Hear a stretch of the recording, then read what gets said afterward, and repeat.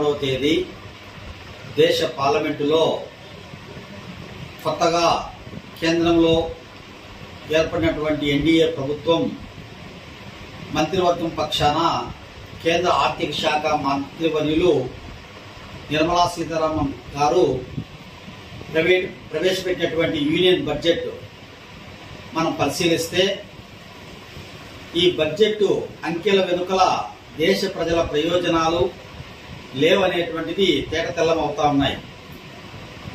ఈ బడ్జెట్లో ప్రధానంగా సంపన్నులకు పేద మధ్యతరగతి ప్రజలకు సమానంగా పన్నులు వేసినటువంటి పరిస్థితి మనకు కనపడతా ఉంది. పన్నులు అనేటువంటివి సంపన్నులకు వేయాలా, రాయితీలు అనేటువంటివి వేతన జీవులకు ఇవ్వాలి. దీన్ని ఈ పార్లమెంటు విస్మరించింది. రెండోది, ఈ బడ్జెట్లో ప్రత్యక్ష పన్నులు తగ్గించినట్టుగాను చూపిస్తూ అంకెలు పరోక్ష పన్నులు విపరీతంగా పెంచినటువంటి పరిస్థితి కనపడతా ఉంది.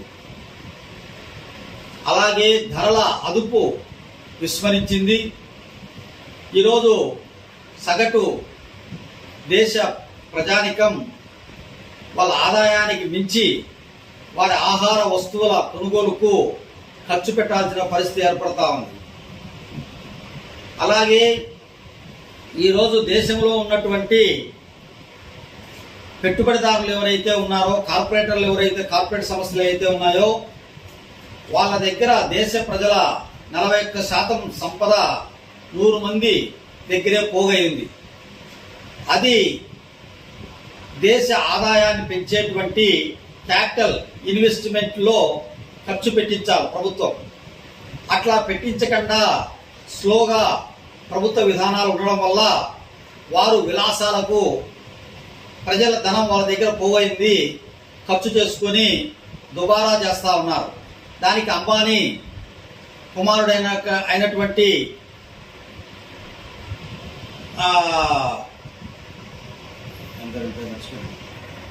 ముఖేష్ అంబానీ కుమారుని పెళ్లికి సుమారు 5,000 కోట్ల రూపాయల పైచులకు ఖర్చు చేసినటువంటి పరిస్థితి మనము టీవీల్లో, పేపర్లో రోజు చూస్తా ఉన్నాం.